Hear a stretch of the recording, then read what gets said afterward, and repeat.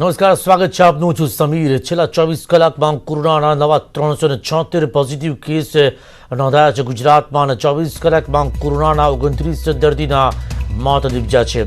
રાજ્યમાં કોરોનાના કુલ 5804 પોઝિટિવ કેસની સંખ્યા થઈ છે. અમદાવાદમાં સતત વધારો થઈ રહ્યો છે કોરોના પોઝિટિવ કેસનો. અમદાવાદની સ્થિતિ ગંભીર બની છે. તો છેલ્લા 24 કલાકમાં 29 દર્દીના મોત થયા છે અને આંકડો પહોંચ્યો છે કુલ 5804 કોરોના પોઝિટિવ કેસીસની. તો સતત વધારો થઈ રહ્યો છે કોરોના પોઝિટિવ દર્દીઓની સંખ્યામાં. અમદાવાદમાં પણ સતત વધી રહ્યા છે પોઝિટિવ કેસ અને આ આંકડા પરથી અંદાજ લગાવી શકાય છે કે કેટલી ઝડપથી કેસીસ વધી રહ્યા છે. અમારા સંવાદદાતા પ્રણવ પટેલ જોડાયા છે. પ્રણવ, કોરોના પોઝિટિવ દર્દીઓની સંખ્યામાં વધારો છે અને જેમાં સૌથી આગળ અમદાવાદ છે. અમદાવાદની અંદર પણ જોવા મળ્યું છે કે અનેક એવા લોકો છે કે જેઓ સંક્રમિત થયા છે. આજે 259 કેસ નોંધાયા છે અમદાવાદમાં. સમીર, અમદાવાદ શહેરમાં જે કેસીસ નોંધાયા છે આજે, તો એની વાત કરીએ તેમાં જે 29 કુલ મોત થયા છે સમગ્ર ગુજરાતમાં, તેમાંથી માત્ર 26 મોત એ ખાલી માત્ર અમદાવાદ શહેરના જ નોંધાયા છે. આ ચિંતાનો વિષય રાજ્ય સરકાર અને મ્યુનિસિપલ કોર્પોરેશન માટે છે. 259 કેસ સાથે અમદાવાદ શહેર એ 4000 કેસને પાર કરી ચૂક્યું છે. માની શકાય છે કે સમગ્ર ભારતના જે મેગા સિટી છે, જે મેટ્રો સિટી છે, તેમાં ટોપ 5માં અમદાવાદ શહેરનો પણ અહીં સમાવેશ થયો છે. દિલ્હી, મુંબઈ અને જે કહી શકાય કે અમદાવાદ, આ ત્રીજું શહેર અમદાવાદ બની રહ્યું છે કે જેમાં સૌથી વધુ કેસીસ થતા હોય અને સાથે લોકોના મોત થઈ રહ્યા હોય. બીજી તરફ મ્યુનિસિપલ કોર્પોરેશન તંત્ર દાવાઓ કરી રહી છે, કામગીરી થઈ રહી છે, પરંતુ જે હકીકતી જે સામે દેખાઈ રહી છે તેની અંદર સમગ્ર ઘટનાક્રમ જે બની રહ્યો છે તેમાં સતત મોતનું પ્રમાણ વધી રહ્યું છે, કેસના પ્રમાણો વધી રહ્યા છે. આજે એક મ્યુનિસિપલ કોર્પોરેશન સૌથી મોટો નિર્ણય લીધો હતો કે સુપર સ્પ્રેડર જે શાકભાજી વેચનારા લોકો છે, જેમાં અમદાવાદ શહેરમાં અત્યાર સુધીમાં 200થી પણ વધુ કેસીસ એવા હતા સમીર કે જે સુપર સ્પ્રેડર એટલે કે શાકભાજી વેચતા હોય, કરિયાણું વેચતા હોય, એ તમામ લોકો સામે આવ્યા હતા. તેને કારણે અનેક લોકોને તેના કારણે ચેપ અને સંક્રમણ થયું હતું. તેના કારણે કેસીસ વધી રહ્યા છે. તો મ્યુનિસિપલ કોર્પોરેશન નિર્ણય પણ લીધો હતો અને સાથે જ શહેરના જે મોટા ભાગના જે વિસ્તારો છે, જે કોર્ટ વિસ્તાર છે, તેને રેડ ઝોનમાં નાખી દીધા છે. શહેરમાં અત્યારે 10થી પણ વધુ જે વિસ્તાર છે, જે વોર્ડ છે, તે રેડ ઝોનમાં છે. અમદાવાદ શહેરની પાસેનો વિસ્તાર જે બોપલ વિસ્તાર છે તેને પણ રેડ ઝોનમાં તંત્ર દ્વારા નાખી દેવામાં આવ્યો છે. પરંતુ તંત્રની આટલી કામગીરી, સાવચેતી હોવા છતાં પણ જે સંક્રમણ અટકવું જોઈએ તે અટકી નથી રહ્યું, સતત વધી રહ્યું છે. ક્યાંક ચૂક રહી રહી છે તંત્રની, તેવું અહીં સ્પષ્ટપણે દેખાઈ રહ્યું છે. પરંતુ ચોક્કસ સૌથી મોટો પડકાર અમદાવાદીઓ માટે જોવા મળી રહ્યો છે, કારણ કે જે રીતે કેસીસમાં વધારો થઈ રહ્યો છે અને સાથે મૃત્યુ દર પણ વધી રહ્યું છે. કોર્પોરેશન જે રીતે દાવો કરી રહી છે કે 10 લાખે 5000 લોકોના ટેસ્ટિંગ થઈ રહ્યા છે, પરંતુ જે છેલ્લા 10 દિવસમાં જો આંકડાની નજર કરીએ તો અમદાવાદ શહેરમાં ટેસ્ટિંગનું પ્રમાણ પણ ઘટી રહ્યું છે. તેની સામે આંકડાઓ વધી રહ્યા છે. સમીર, આ સૌથી મોટો ચિંતાનો વિષય અમદાવાદીઓ માટે છે. હજુ અમદાવાદની વસ્તી 70 થી 80 લાખની વસ્તી છે. હજુ માત્ર 40,000 લોકોના ટેસ્ટિંગ થયા છે, પરંતુ હજુ પણ લાખોની સંખ્યામાં અમદાવાદીઓના ટેસ્ટિંગ બાકી છે. તો માની શકાય છે કે હજુ પણ જે આંક છે તે અકલ્પનીય આંક છે, તે આગળ વધી શકે છે. મૃત્યુ આંક પણ વધી શકે છે. તેથી હવે આ સ્થિતિની અંદર અમદાવાદીઓ જ હવે પોતે સેફ રહેવાનું છે ને પોતાની ઘરની બહાર તેઓ નથી જવાનું.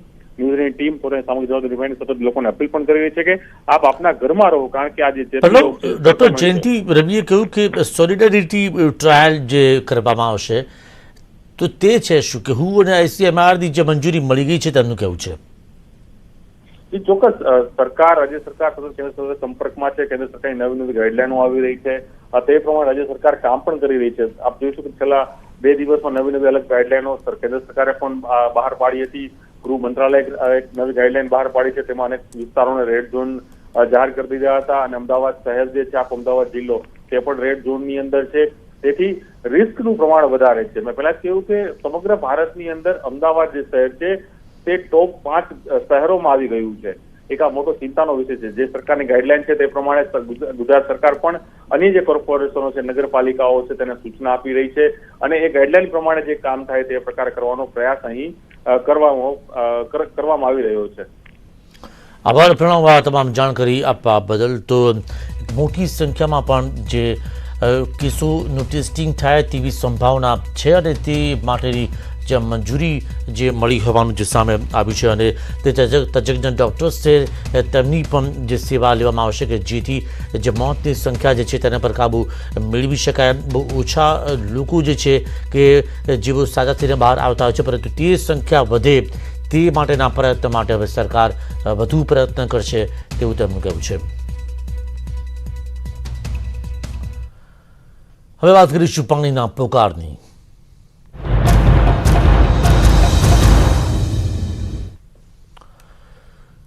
ઉનાળાની શરૂઆત સાથે જ રાજ્યમાં શરૂ થઈ ગયો છે પાણીનો પોકાર. હજુ તો મે મહિનાની શરૂઆત છે, ત્યાં ઘણી જગ્યાએથી પાણી માટેની બુમરાંગ શરૂ થઈ ગઈ છે.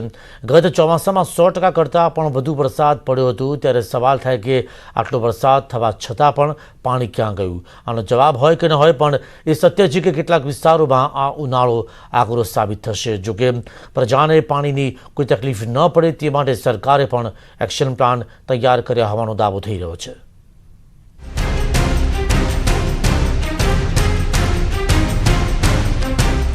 ઉનાળાની શરૂઆતમાં જ પાણીનો પોકાર. ગામડાઓમાં શરૂ થઈ પાણીની પારાયણ. 100%થી વધુ વરસાદ પડ્યો તો પણ અછત કેમ? ક્યાં વહી ગયું પાણી? રાજકોટમાં ઉઠી દૂષિત પાણીની ફરિયાદ. જીવના જોખમે પાણી ભરી રહી છે મહિલાઓ. એક તરફ કોરોના મહામારી અને બીજી તરફ પાણીની પારાયણ. ઉનાળો આવતા જ સૌથી પહેલા બૂમ પાણી માટે પડે છે. રાજ્યમાં આ વખતે 100%થી વધુ વરસાદ થયો છે, છતાં પણ અત્યારે પાણીની અછત સર્જાઈ રહી છે. કેટલાક વિસ્તારમાં પાણી માટે ગુલબાંગ ઉઠી રહી છે. મહિલાઓને કેટલાક કિલોમીટર સુધી દૂર જઈ પાણી લાવવું પડી રહ્યું છે. ઉનાળાની શરૂઆતમાં પણ પાણીની પારાયણ શરૂ થઈ ગઈ છે. સુરેન્દ્રનગરના લખતરમાં મહિલાઓને બાળકીઓને 1 કિલોમીટર દૂર માથે બેડા મૂકી પાણી ભરવા જવું પડે છે. મહિલાઓ બાળકીઓને તળાવની પાળીનો ઢાળ ચડી પાણી ભરવું પડે છે. લખતર પાણી પુરવઠા વિભાગ જે પાણી આપે છે તેમાં તળાવનું પાણી ભળીને આવે છે. આ પાણી પીવા લાયક ન હોવાથી મહિલાઓને માથે બેડા મૂકી હાઈવે ક્રોસ કરી તળાવની પાળીનો ઢાળ ચડી પાણી ભરવા જવું પડે છે. અમે આ લખતર ગામના છીએ અને અમારા ગામમાં જો પાણી નથી આવતું અને જે પાણી આવે છે એ આ તળાવનું આવે છે અને બહુ જ ગંદુ પાણી છે અને અમારે કેટલું કિલોમીટર આઘું પાણી ભરવા આવવું પડે છે અને અમે જો માથે બેડા ઉપાડીને પાણી ભરવા આવીએ છીએ અને આ લોકડાઉનના હિસાબેથી અમારે ઘણી બધી તકલીફો પડે છે. લખતરમાં પીવાનું પાણી નથી આવતું અને 1 કિલોમીટર પાણી ભરવા અમારે આવવું પડે છે અને તળાવનું પાણી આપે છે. તળાવનું પાણી વાપરવા જેવું નથી, એટલે પાણીની સુવિધા કરી દો અમને પીવાની. મહિલાઓ જે કૂવામાંથી પાણી ભરે છે તેમાં પણ માછલી ને લીલ જેવી અશુદ્ધિ હોય છે. આથી લખતર, ભૈરવપરા, મફતિયાપરા, કોળીવાસની મહિલાઓને ન છૂટકે અશુદ્ધ પાણી પીવું પડે છે. આ સ્થિતિમાં લખતરવાસીઓ પાણીની માંગ કરી રહ્યા છે.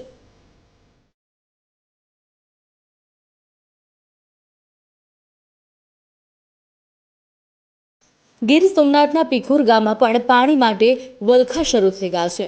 અહીં હેન્ડપંપ પર પાણી ભરવા ગામની મહિલાઓ લાંબી કતાર લગાવે છે. તાલાલા તાલુકાના છેવાડાના પીખુર ગામની મહિલાઓને દર વર્ષે ઉનાળામાં પાણી માટે દર ભટકવું પડે છે.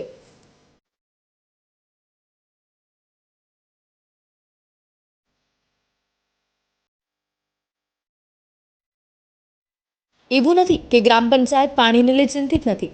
ગામમાં પાણીનો કૂવો છે, હેન્ડપંપ છે, પણ તેમાં પાણી નથી. જો પાણી ન હોય તો ગ્રામ પંચાયત પાણી ક્યાંથી વિતરણ કરે? મજૂરી કરી પોતાનું ગુજરાન ચલાવતા આ ગામની મહિલાઓ વર્ષોથી પાણી માટે વલખા મારે છે, પણ સાંભળે કોણ? સરકારે વર્ષોથી ગામડે ગામડે નર્મદાના નીર પહોંચાડવાની વાતો કરે છે, પરંતુ આ ગામ હજુ પણ નર્મદાના નીરની આશે બેઠું છે. 7 દિવસે પાણી આવે અને પાણી વાડીએ ભરવા જાય તો ના પાડી દે નથી. પાણી વિના ના આવવું પડે ઘેરે પાછું.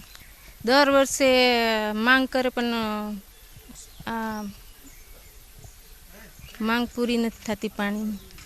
સરકારને પૂછવાનું છે કે અમારી આ પાણીની સમસ્યા દૂર કરે ને નર્મદાનું પાણી અમારા ગામમાં આવે એ વ્યવસ્થા કરે. પાણીને અમારા ગામમાં મજૂર માણસ છે. હા, સવાર માણસ કાયમે વયા જાય, પછી પાણીની તકલીફ બહુ છે. નાના બસા લઈને વાડીએ ભાટકે છે બાયું, ક્યાંય પાણી મળતું નથી. પાણીની અમારે આ 2 મહિના એવી તકલીફ પડે કે પાણી અમારે પીવાનું મળતું નથી. 100-100 હાથીએ પાણી મળે. ગામમાં એક ડંકી છે, કૂવો છે, પણ પાણીમાં નથી. પછી વાડીઓમાં જાય પણ પાણી વાડીઓ ભરવા દેતા નથી. વાડીઓમાં હોય તો ભરવા દે ને અમને કરી, પણ અમારે આ નર્મદાનું પાણી આવે તો અમારે કંઈ વાંધો ન આવે, નકર અમારે વરદી આવીને આવી જ તકલીફ રહે. બાયું બિસાર્યું ક્યાંય પાણી મળતું નથી ને કાયમેથી આવે, હાવ મજૂરિયા માણા હોય એ દિયાતમે કાયમેથી આવે, પછી પાણી ક્યાં ભરવા જાય? વાડીઓવાળાને થોડું થોડું હોય પણ ભરવા દે નહીં. 3000ની વસ્તી ધરાવતા પીખોર ગામમાં ઉનાળામાં આકરા દિવસો પસાર કરવા પડે છે. ગામની મહિલાઓ હોય, બાળકો હોય કે પછી વૃદ્ધો, દરેક લોકોને પાણી માટે ઠોકરો ખાવી પડે છે. જો કે સમસ્યા એકાદ વર્ષની હોય તો બરાબર, અને વરસાદ નબળો હોય તો બરાબર, પરંતુ ન તો વરસાદ નબળો હતો ન તો વર્ષ. તેમ છતાં પીખોર ગામ આજે પાણી વગરનું છે. ગામના દરેક લોકો સરકાર પાસે એક જ અપેક્ષા રાખીને બેઠા છે, પીખોરને પાણીદાર બનાવવાની. કોરોનાની મહામારી તો બીજી તરફ પાણી માટે દરબદર ભટકવું. ખાસ કરીને ગીર સોમનાથ જિલ્લાનું આ પીખોર ગામ છે કે જ્યાં પાણી માટે મહિલાઓ છે તે દરબદર ઠોકરો ખાઈ રહી છે. આ ગામની ખાસ વાત કરવામાં આવે તો 3000ની વસ્તી છે, પરંતુ પાણી માટે વાડીઓમાં પણ આ ગામની મહિલાઓને ભટકવું પડે છે. અને વહેલી સવારથી જ જે કહી શકાય કે એકમાત્ર હેડપંપ છે ત્યાં પાણી માટે મહિલાઓની કતાર લાગે છે. અને ખાસ કરીને આ ગામની ગ્રામ પંચાયતની જો વાત કરવામાં આવે તો ગ્રામ પંચાયતના સરપંચ છે તેઓનું કહેવું છે કે વર્ષો જૂની માગણી છે કે આ ગામને નર્મદાનું પાણી આપવામાં આવે. ત્યારે એક તરફ સરકાર છે તે નર્મદાના પાણી છે તે ગામડે ગામડે પહોંચાડવાની વાતો કરે છે, તો બીજી તરફ આ એક ગામ એવું છે કે જ્યાં નર્મદાનું પાણી આજની તારીખે પણ નથી પહોંચ્યું. અને તંત્રને વારંવાર રજૂઆત કરવા છતાં હજુ સુધી તંત્ર છે તે આડા કાન કરી રહ્યું છે અને આ ગામને નર્મદાના પાણીથી વંચિત રાખવામાં આવ્યું છે. દિનેશ સોલંકી, ન્યૂઝ 18 ગુજરાતી, ગીર સોમનાથ. ચાલુ વર્ષે તંત્ર પણ આ ગામની દરકાર લેવાનું ભૂલી ગયું છે. ગત વર્ષે ગીર સોમનાથ કલેક્ટરના આદેશ બાદ ગામમાં ટેન્કરથી પાણીનું વિતરણ કરવામાં આવતું, પરંતુ કદાચ કોરોના મહામારી વચ્ચે તંત્ર પણ પાણી વિતરણ કરવાનું ભૂલી ગયું છે. ગામના પાણી વિતરણ સમિતિના સભ્યનું કહેવું છે કે પાણી પુરવઠા મંત્રીને અનેક રજૂઆતો કરી પણ કોઈ ઉકેલ નથી આવી રહ્યો. અને નાના ગામનું સાંભળે પણ કોણ? ઘણા વર્ષોથી છેલ્લા જે એકાદ મહિનો ઉનાળાનો પાણીની સમસ્યા તો રહી જ છે. ગયા વર્ષે સરકારે જે ટેન્કરો મંજૂર કર્યા હતા ત્યારે એ વ્યવસ્થા અમારે થઈ હતી, પણ આ સમસ્યા તો કાયમ માટે રહી છે. અત્યારે અમારા સરપંચે તાલુકામાં રજૂઆત તો કરેલી, 2 કૂવા, હેડપંપ બધું છે બરાબર ગામમાં, પણ એમાં પાણી નથી અત્યારે હાલમાં. છેલ્લા 1-1.5 મહિનો તો પાણી રહેતું જ નથી કૂવામાં પણ, અને અત્યારે પાણીની સમસ્યા છે. હેડપંપ પણ છે પણ પાણી જ નથી ગામમાં અત્યારે, તો સમસ્યા તો રહેવાની 1-1.5 મહિનો. રાજકોટમાં દર વર્ષે ઉનાળામાં મહાનગરપાલિકામાં માટલા ફોડ વિરોધ પ્રદર્શિત થતો હોય છે, પરંતુ આ વર્ષે રાજકોટ શહેરમાં પાણીની કિલ્લત નહીં સર્જાય, કારણ કે મનપાએ રાજકોટના મુખ્ય જળાશયમાં વરસાદ ન પડે ત્યાં સુધી ચાલે એટલું નર્મદાનું નીર ઠાલવ્યું છે. હાલ ઉનાળો ચાલી રહ્યો છે ત્યારે રાજકોટમાં આ વર્ષે તમામ ડેમો ભરેલા છે. રાજકોટમાં આશરે 15 જુલાઈ સુધી ચાલે એટલો પાણીનો જથ્થો છે. જો કે આ વર્ષે સૌની યોજનામાંથી પણ પાણી લેવું પડ્યું હતું. ગયા ચોમાસામાં સારો વરસાદ થયો છતાં પણ રાજકોટના તમામ જળાશયો છલકાઈ ગયા હતા. જો કે ઉનાળો આવતા જળાશયો ખાલી પણ થઈ ગયા, જેથી સૌની યોજનામાંથી પાણી લેવું પડ્યું. આપણે 15 જુલાઈ સુધી ન્યારી 1 અને આજી 1માંથી ચાલે એમ છે, અને 31 જુલાઈ સુધી ભાદરમાં પાણી ચાલે એટલું છે. સોની યોજનામાંથી આજીમાં આપણને પાણી મળ્યું છે 603 MCFT, ન્યારી 1માં 215 MCFT પાણી મળ્યું છે. આ બધું આપણને 15 જુલાઈ સુધી ચાલે એટલું છે, કારણ કે એ જો વધારે પાણી આપી દઈએ આપણને તો પછી વરસાદનું પાણી આવે એ આપણે ઓવરફ્લો થઈને જતું રહે. પબ્લિકને કાંઈ પણ લોકોને કોઈ પણ જાતની પરિસ્થિતિનો સામનો નહીં કરવો પડે, કારણ કે પાણીની ખેંચ ઊભી થશે કદાચ તો આપણને સોની યોજનામાંથી તરત જ ડેમમાં પાણી આપણને આપી દેશે. અત્યારે કેમ આપ્યું જાણે. તો બીજી તરફ રાજકોટ વિરોધ પક્ષના ઉપનેતા મનસુખ કાલરિયાએ મનપા પર દૂષિત પાણી વિતરણનો આક્ષેપ કર્યો છે. હાલ રાજકોટના અનેક વિસ્તાર અને સોસાયટીમાં દૂષિત પાણી આવે છે. દૂષિત પાણીથી લોકોના આરોગ્ય સાથે ચેડા થતા હોવાનો આરોપ વિરોધ પક્ષના ઉપનેતાએ લગાવ્યો છે. તો સાથે જ રાજકોટના કેટલાક વિસ્તારમાં પાણી ઓછા ફોર્સથી અપાતું હોવાનો પણ આક્ષેપ કર્યો છે. પાણી સમય પ્રમાણે 20 મિનિટ મળે છે, પરંતુ એટલા ધીમા ફોર્સથી મળે છે કે ગૃહિણીઓને જરૂર પૂરતું પાણી પણ એમના ટાંકામાં ઠલવાતું નથી. આવી વારંવારની ફરિયાદો છતાં આનો કોઈ જ ઉકેલ આવતો નથી. ડેમો ભરેલા છે, પરંતુ વિતરણ વ્યવસ્થાની ખામી અને સત્તાધીશોના ઈચ્છાશક્તિનો અભાવ, એના કારણે ધીમા ફોર્સથી પાણી મળવાનું અને દૂષિત પાણી મળવાની અનેક ફરિયાદો અત્યારે કોર્પોરેશનમાં ઢગલા થાય છે, પણ છતાં એનો સમયસર ઉકેલ આવતો નથી.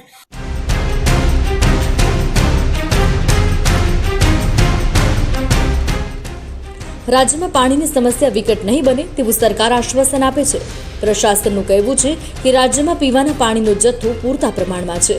કોરોનાની મહામારી વચ્ચે ઉનાળામાં લોકોને પીવાનું પાણી મળી રહે એ માટે તંત્રએ એક્શન પ્લાન તૈયાર કર્યો છે. 2 દિવસ પહેલા જ મુખ્યમંત્રી વિજય રૂપાણીએ કલેક્ટરો સાથે પીવાના અને સિંચાઈના પાણી અંગે ચર્ચા કરી હતી. ઉનાળાની સિઝનમાં ગ્રામ્ય વિસ્તારમાં પાણી કેવી રીતે પહોંચાડવું તે અંગે પ્લાન તૈયાર કરાયો છે. અત્યારે જ્યારે સંપૂર્ણ રાજ્યમાં પીવાના પાણીનો જથ્થો પૂરતા પ્રમાણમાં ઉપલબ્ધ છે, ત્યારે વિતરણ વ્યવસ્થાની કોઈ પણ પ્રકારની ખામીના કારણે લોકોને પીવાના પાણીની તકલીફ ન પડે એ જોવાનું પણ માનનીય મુખ્યમંત્રીશ્રીએ કલેક્ટરોને સુનિશ્ચિત કરવાનું કહ્યું છે. તો બુધવારે રાજકોટ કલેક્ટર કચેરી ખાતે યોજાયેલ વિડીયો કોન્ફરન્સમાં કેબિનેટ મંત્રી કુંવરજી બાવળિયા અને જયેશ રાદડિયા જોડાયા હતા, જેમાં રાજ્યમાં પાણીની સ્થિતિ અંગે ચર્ચા કરવામાં આવી. જેમાં પાણી પુરવઠા મંત્રી કુંવરજી બાવળિયાએ કહ્યું, ગુજરાતના મુખ્યમંત્રી વિજયભાઈએ પણ તાત્કાલિક અમારા ધ્યાન ઉપર મૂકીને અમારા પાણી પુરવઠા બોર્ડના મેમ્બર સેક્રેટરી અને સેક્રેટરીને ધ્યાન ઉપર મૂકીને તાત્કાલિક આ બોર જે થયા છે ત્યાં મશીનરી મૂકવા, હેન્ડપંપ તાત્કાલિક રિપેર કરવા એ માટેની પણ અમારા વિભાગના તમામ અધિકારીઓને તાકીદ કર્યા. મેં પણ ગઈકાલે જ અમારા બોર્ડના અધિકારીઓ સાથે આ બાબતે ચર્ચા કરી હતી અને હવે હેન્ડપંપ રિપેરિંગ માટેની જે ગેંગો છે અથવા તો ક્યાંક જે કામ શરૂ કરવા છે એમાં જિલ્લા કલેક્ટરોના સંપર્કમાં રહીને એ તાત્કાલિક મંજૂરી આપે મજૂરીને લઈ જવા માટેની અને અમારા વિભાગ તરફથી આવા જે હેન્ડપંપ છે બંધ પડેલા તાત્કાલિક રિપેર થાય માટેની આજે અહીંથી ચર્ચાઓ થઈ. પ્રશાસન તો આશ્વાસન આપી રહ્યું છે કે પાણીની કોઈ જ તંગી ઊભી નહીં થાય, પરંતુ ઉનાળાની શરૂઆતમાં જ સામે આવી રહેલ દ્રશ્ય અણસાર આપી રહ્યા છે કે આગામી સમયમાં પાણીનો પોકાર વધુ ઘેરો બનશે. Bureau report, news 18 Gujarati.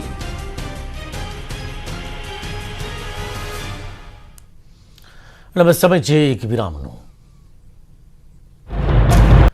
Welcome back. લોકડાઉનને લઈને ખેડૂતો પોતાનો ઉત્પાદન કરેલો માલ વેચી નથી શકતા, જેથી મોટું નુકસાન ભોગવવું પડી રહ્યું છે. ત્યારે ખેડૂતો હવે ઉનાળુ વાવેતર પર આધાર રાખી રહ્યા છે. જોકે કેટલીક જગ્યાએ સિંચાઈ માટે પાણી ન મળતા પાક સુકાવા લાગ્યો. બોટાદ જિલ્લાના રાણપુર તાલુકાના ખેડૂતો નર્મદા કેનાલમાં પાણી છોડવામાં આવે તેવી માંગ કરી રહ્યા છે.